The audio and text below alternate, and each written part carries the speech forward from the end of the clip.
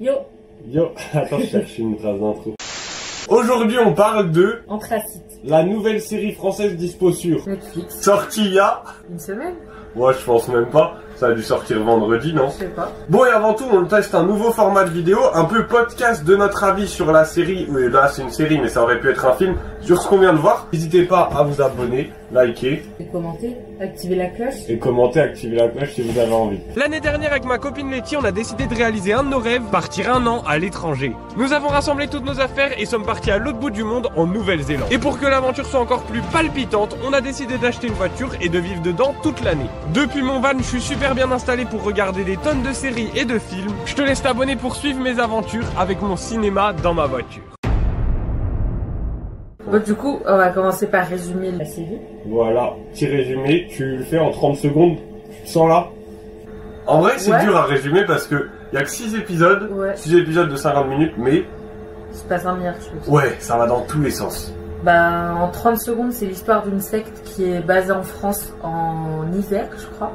Ouais, dans une ville fictive. Dans une ville fictive. C'est inspiré d'une vraie secte, mais c'est pas une série documentaire. Voilà, résumé. En vrai, t'as dit les termes, quoi. Ça part d'une secte, sauf que après l'histoire, elle part à 3000 à l'heure. La secte, ça devient quasi secondaire à la fin. Et on a oublié de préciser, on ne spoil pas toute la première partie de la vidéo, donc vous pouvez regarder. Letty vous a résumé ça sans spoil, elle vous a résumé les 10 premières secondes du premier épisode.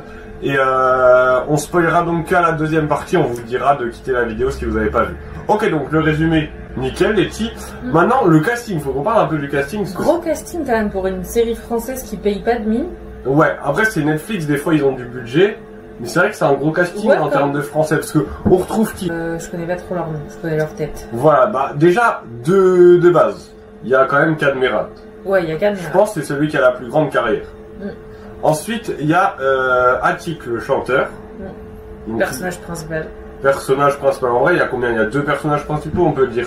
Attic qui joue Jaro et Noémie Schmidt qui joue Ida. Ouais. J'ai regardé Noémie Schmidt, je l'ai déjà vu, mais j'ai pas réussi à retrouver où. Ça ne dit rien. Pareil, je connais sa tête, mais je sais pas où. Pas où. Par contre, il y a aussi Camille Lou et elle joue dans le Bazar de la Charité. Je sais pas si t'avais vu ça. Si, j'avais vu. Moi, j'ai pas vu, c'était bien. Ouais, super bien. Pas du tout la même histoire, mais... Ouais, ça passait sur TF1, non? C'était une... j'ai regardé sur Netflix. C'était mi-TF1, mi-Netflix, je crois. Il y avait une histoire comme ça. Ouais, possible. Ok, et bah top. Du coup, ouais, c'est pas mal. Ça fait déjà 4 acteurs super célèbres. Ah si, toi, tu m'as dit aussi que tu connaissais Raphaël Ferré. Il est un peu moins principal. Ouais, mais il joue dans le profilage.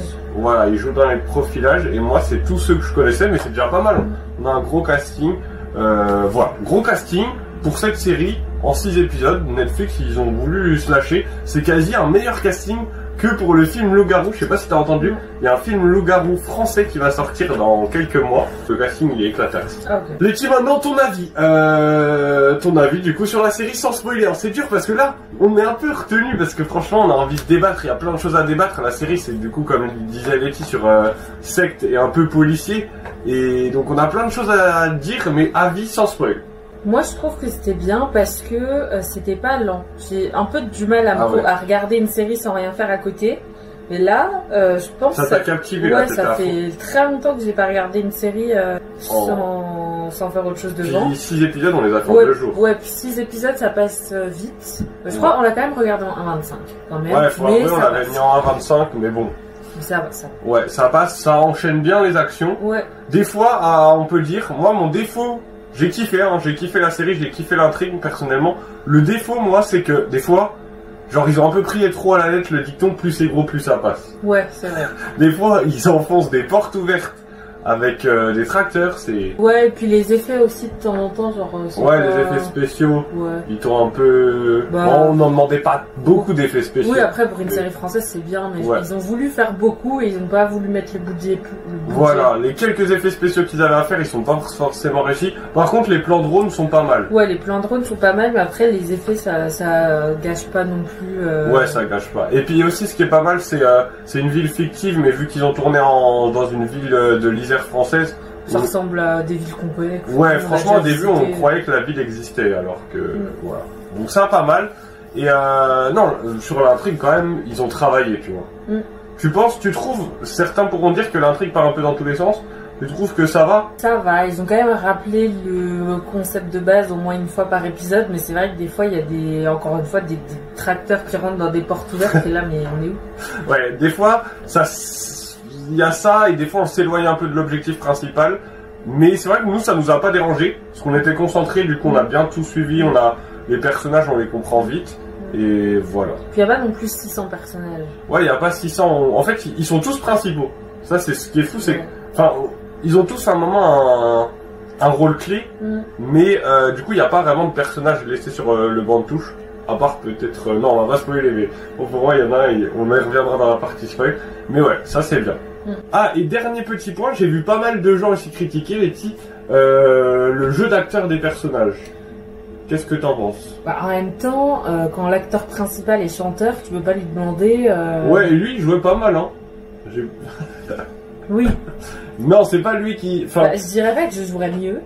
Non, ça voilà. C'est sûr. Mais on est là pour critiquer. Mais, enfin, genre, je sais pas, les scènes où il pleure, c'est un peu trop... C'est mal. Ouais. Non, c'est vrai que certaines fois, le jeu d'acteur n'est pas le meilleur, mais là encore, l'histoire prend le pas sur le jeu, l'acting, et ça passe. Moi, ça m'a perturbé le premier épisode, mais après, je me suis laissé porter tout le long.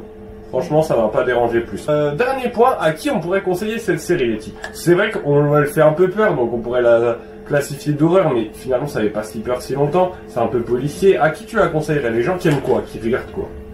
Aux gens qui regardent des séries policières, genre totalement le truc un peu français, genre HPI, profilage, tout ça. Ouais, donc les gens qui aiment tout ce qui est un peu série TF1, on peut dire. Ouais, genre totalement série TF1, base français, qui s'attendent pas à un truc de ouf. Ouais, et moi je suis pas un fan de série TF1, mais j'ai quand même bien aimé, donc on peut aussi dire ceux qui sont fans de policiers un peu, je trouve. Ouais. Policiers. Horreur, je pense pas qu'ils auront... Non, horreur, je pense pas que vous aurez votre dose, mais policiers... Ouais, policiers. Et puis si c'est que 6 épisodes, donc ça va assez vite, ça se mange très bien. Si vous avez un week-end, vous savez pas quoi regarder, moi franchement je vous conseille, parce que là je sais pas si l'avis qui ressort de notre posture depuis le début, mais en vrai on a quand même kiffé, tu vois. Genre on la recommanderait. Oui. Genre moi je voulais appeler ma mère pour lui dire de regarder parce que c'est pas mal et tout. Genre vraiment 6 épisodes, si vous savez pas quoi regarder un week-end, si vous avez vous voulez passer un petit bon moment, un peu à chercher une énigme, vous prendre dans un mystère, c'est top. Ouais, puis en plus, moi je trouve, vu que c'est français, que la ville, c'est pas un fond vert, c'est une vraie ville et tout. Ouais. Tu peux te dire, ah bah ça pourrait être dans le village d'à côté, tu vois. Ouais, puis c'est rafraîchissant de voir un peu la France en série, c'est vrai qu'on le voit pas souvent. Et encore une fois, c'est pas une série française comme d'habitude, c'est pas éclaté au sol, quoi. C'est pas la série qui passe sur, je sais pas quoi, sur la 10 ou Énergie 12 qui est... Je sais même pas si Énergie 12 existe encore, mais qui est pas ouf, quoi, parce qu'il n'y a pas de budget. Là, il y a de budget, donc il y a un réel effort. Et on a vu aussi que la série est traduite dans toutes les langues. Ouais. Donc peut-être qu'elle va marcher mondialement. C'est dans le top 10 en ce moment sur Netflix des séries top 10 Nouvelle-Zélande sur Netflix. Ouais, c'est ce que l'équipe m'a montré. Je crois que c'est la 8e en Nouvelle-Zélande, et c'est quoi, c'est la deuxième en France? Non, c'est la première en France. Vous savez, il y a un top 10 chaque jour, c'est la première en France. Et en Nouvelle-Zélande, c'est la 8e. C'est la 8e, c'est pas mal, hein. Genre, ça veut dire qu'en Nouvelle-Zélande, certains se l'ont mise. Je pense pas que ça va faire un énorme buzz comme la Casa des Papel à l'international. Bon, Letty, on part à la partie spoil. Ouais. T'es chaud. Donc on commence cette partie spoil. Résumé de la fin, pour être sûr que tout le monde ait bien compris. Du coup, ça partait un peu dans tous les sens de base. Je rappelle vite fait, c'était une secte. Après, au final, le prophète de la secte, il est un peu au second plan. Il se fait rattraper par l'infirmière qui est au final la vraie méchante. Et en fait, c'est pas elle la vraie méchante. C'est l'acteur de... Enfin, c'est le personnage de Cadmerade, l'oncle, j'ai oublié son nom. Bref, est-ce que Claude, peut-être, si tu le dis. Peux-tu nous résumer rapidos la fin? Du coup, qui est le vrai méchant? Qui est mort? Qui est en vie? Vas-y. Bah, sur tous les épisodes, on suit en fait la secte. La particularité, c'est que la secte s'est terminée en suicide collectif, qui n'était pas un suicide collectif, mais plutôt un meurtre. En 94. En 94, avec le prophète qui a été interné en hôpital psychiatrique. Voilà, ça on le voit. Donc, et c'est à la base, toute l'histoire est basée là-dessus, sauf qu'au final, à la fin, on se rend compte que... Enfin non, je sais pas comment décrire. Bah au final, le prophète, c'était juste... Ok, c'était le chef d'une secte, mais au final, sa secte, c'est un peu un flop, sa secte. Parce que la vraie méchante pour moi de la série, c'est l'infirmière de l'hôpital psychiatrique qui est secrètement tombée amoureuse du prophète quand elle était très jeune, qui a eu 2 enfants avec lui, un peu bon, voilà. Du coup, elle a eu 2 enfants qu'elle a élevés dans le concept de la secte de l'ombre et de la lumière. En fait, elle a pété un plomb. Ouais, elle s'est mise à prendre les idées de la secte que de base le mec faisait à moitié. Hein. Et elle les a vraiment pris à la lettre et du coup, elle a eu 2 enfants avec lui en un peu manière illégale. Elle a fait un enfant de l'ombre, un enfant de la lumière. Et c'est elle la vraie méchante. C'est elle la vraie méchante, mais au final, il se retrouve à un moment, un des enfants, l'infirmière et le prophète lui dit mais t'es complètement malade, Bernard. Oui, c'est vrai. J'ai pas du tout dit ça, Bernard. Ouais, c'est vrai qu'elle a un peu interprété à sa sauce, quoi. Mais du coup, pour toi, c'est elle la méchante. Ça, il n'y a pas de. Bah, c'est elle la méchante, mais après, en plus. Est-ce que l'enfant de l'ombre était pas un peu le. Ah non, c'est pas ça. Il est manipulé. Est-ce que pour toi, c'est justifié que l'enfant de lumière est en prison? Je sais pas pour combien de temps il a pris d'ailleurs, s'il a pris perpète. Il finit en prison, tu sais. Ouais, mais il a pris perpète, il l'a pas tué. Ouais, c'est vrai, il a juste mis un petit coup. Ouais. Non, on ne tire pas sur les gens quand même. L'infirmière, qu'est-ce qu'elle devient? Elle meurt avec sa fille. Elle meurt avec sa fille et le prophète dans les chronos de la nuit. Le prophète, il meurt bien parce que. Ouais, c'est vrai, c'est sûr. Ouais, mais au final, il retrouve Jaro et Maya, mais on sait pas ce qui advient de la fille de l'ombre et l'infirmière. Bah, ils sont morts sous les décombres. On pense qu'ils sont morts sous les décombres, mais là encore c'est gros. Jaro, il est en vie avec sa fille. Ouais, mais il s'était enfui. Avec Ida. Ouais, ils avaient couru un peu. C'est vrai. Donc là, franchement, c'est eux les méchants. Et il y a quand même un autre dernier retournement de situation. Ça, c'est à la fin. Et 20 minutes de la fin, même peut-être 15, ils nous balancent une contre-histoire. Ouais. Et en fait. Et ça, pour le coup, c'est un peu trop. C'est un peu trop, mais c'était assez stylé parce que nous, on s'est dit, ouais, la Vierge Noire, depuis le début, c'est la fille de l'ombre. On pensait que c'était la fille de l'ombre qu'elle voyait. Qui s'appelait Enola. Et au final, pas du tout. C'est Claude, son frère, qui avait un t-shirt Enola. Elone même. Non, Enola. Tu penses? Ça faisait un peu écrit Elone, Enola.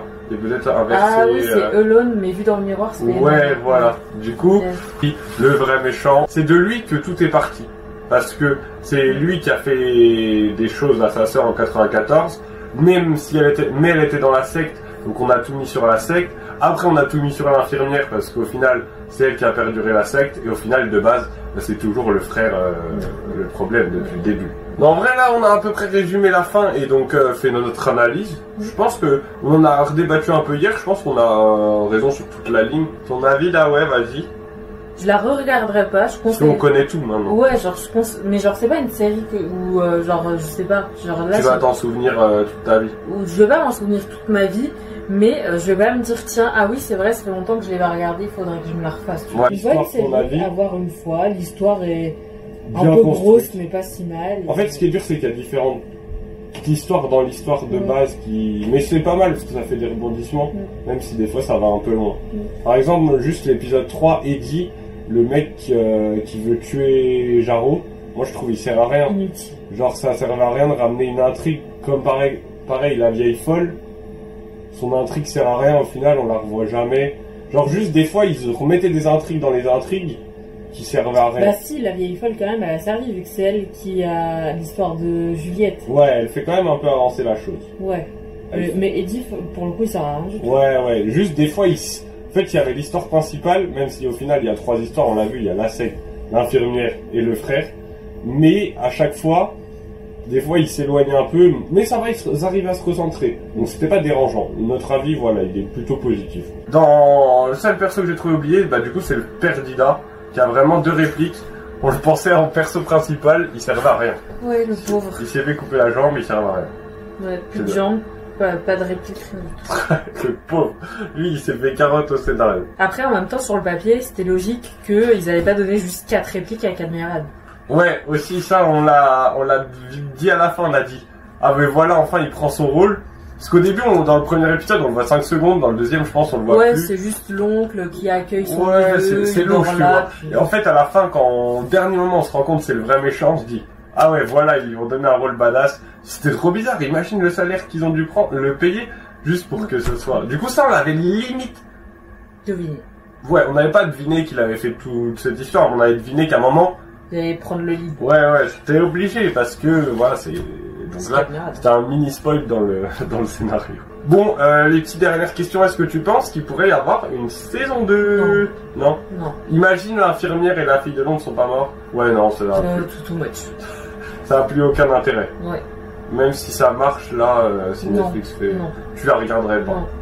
Non. Bah, y a rien à refaire. Ils vont faire quoi? Ils vont remonter une secte dans le village d'à côté. Enfin... Ouais, non, ça n'a pas de... Après, ça m'étonnerait pas qu'il se fasse une saison 2. Genre le devenir de machin, de... Ouais, il pourrait, mais il y aurait plus d'intrigue. Ouais, genre Ida qui veut découvrir de nouvelles enquêtes, faire de nouvelles enquêtes. Ouais, mais après, c'est un peu le concept des... Dès qu'ils font un truc français, ils abusent du concept, genre Lupin et tout.